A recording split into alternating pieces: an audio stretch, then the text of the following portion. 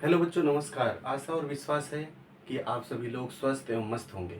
बच्चों, आप सभी लोग के लिए एक बहुत ही अच्छा सा इम्पोर्टेंट क्वेश्चन क्लास 10th के बोर्ड एग्जाम के लिए लेके आया हूँ। अभी इस पूरे क्वेश्चन को पढ़ूंगा और इसके बारे में आपको बताऊंगा कि इसमें करना क्या है।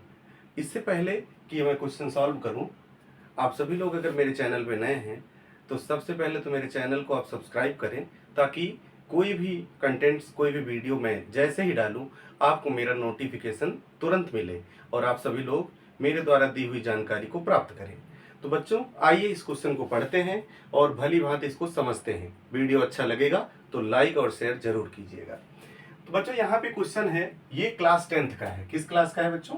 क्लास 10th का क्वेश्चन है। बहुत ही इंपॉर्टेंट क्वेश्चन है, अक्सर बोर्ड परीक्षा में पूछता है।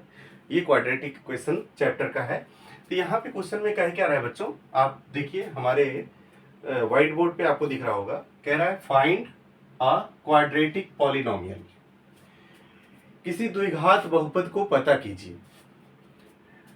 The sum and the product जिनका ऑफ हुज जीरोज, जिनके जीरोज का मतलब होता है उनके मूल, जिनके मूल का सम, जिनके शून्यकों का सम तथा गुणनफल आर -3 एंड 2, -3 और 2 है रिस्पेक्टिवली, क्रमशः।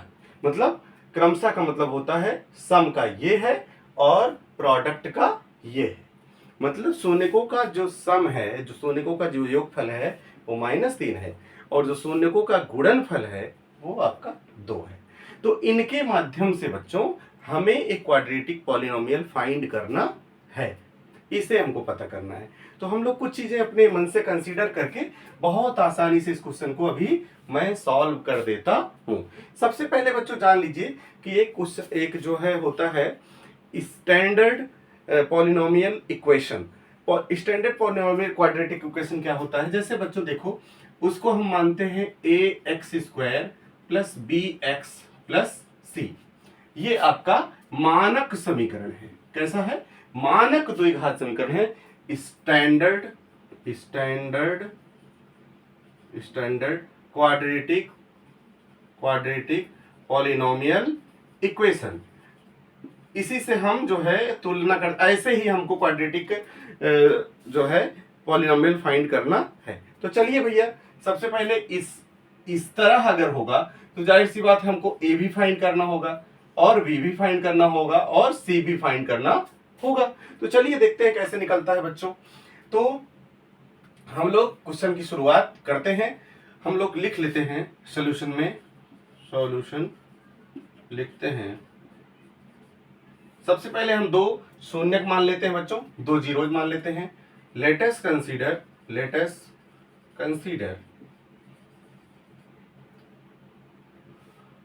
The two zeros of polynomial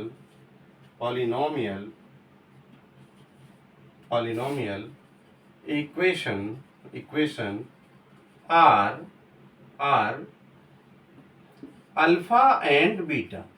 हमने 2 शून्यक, 2 जीरोज मान लिया, अल्फा और बीटा। पॉलिनोमियल इक्वेशन का मतलब, जो पॉलिनोमियल इक्वेशन है, जो क्वाड्रेटिक पॉलिनोमियल इक्वेशन, क्वाड्रेटिक का मतलब होता है बच्चों द्विघात बहुपद है, उसका हमने जो शून्यक माना है वो अल्फा और बीटा है। चलिए शुरुआत करते हैं। हम लोग देखिए, हम लोग फार्मूला पढ़े बच्चों कि सम ऑफ जीरोज अर्थात अल्फा एंड बीटा। यहाँ पे लिख दीजिए then alpha and beta. Formula क्या होता है बच्चों? -b/a, इस तरह। अल्फा प्लस बीटा की जगह पे बच्चों क्या दिया है? -3। बी की जगह पे कुछ दिया है, बी की जगह पे बताइए। यहां पर अगर हम देखें, इनका कंपैरिजन करें, इनका इसके साथ कंपैरिजन करें तो बच्चों देखिए ध्यान से, -3 इधर भी रखेंगे तो यहां पर अगर माइनस इनका जो है कंपैरिजन करें तो -3/a लिखना पड़ेगा। ठीक है, तो यहां पे हमको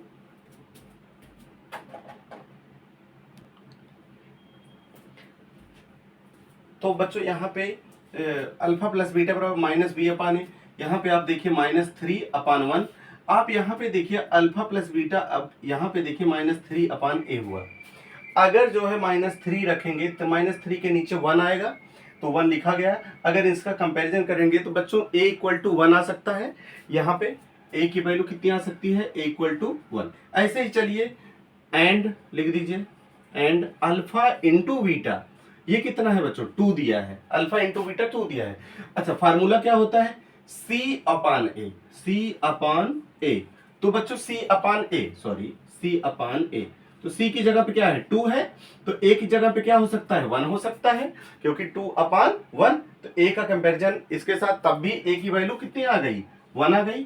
तो A की वैल्यू 1 आ गई, V की वैल्यू -3 आ गई, C की वैल्यू 2 आ गई। यहां पे लिख दीजिए हियर A = 1, B = -3, C = बच्चों कितना के, 2। अब आप क्वाड्रेटिक इक्वेशन इसमें वैल्यू रख दीजिए। सो क्वाड्रेटिक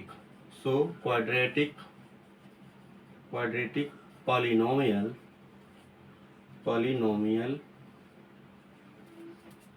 इक्वेशन इज, अब यहां रखता हूं, ए की जगह क्या रखेंगे, ए की जगह पे 1, तो हो जाएगा बेटा x²। 1 की कोई वैल्यू नहीं होती तो 1 ही रखिए, वो x²। b की जगह पे -3x, और c की जगह पे क्या हो जाएगा बच्चों, 2 हो जाएगा। तो ये आपका आंसर हो जाएगा। ठीक है, थैंक यू। आशा और विश्वास है कि आपको ये क्वेश्चन भली भांति समझ में आया होगा, और बहुत सारे क्वेश्चन आपके मन में आते होंगे। कमेंट बॉक्स में बताइए कौन सा क्वेश्चन पे आपको वीडियो चाहिए।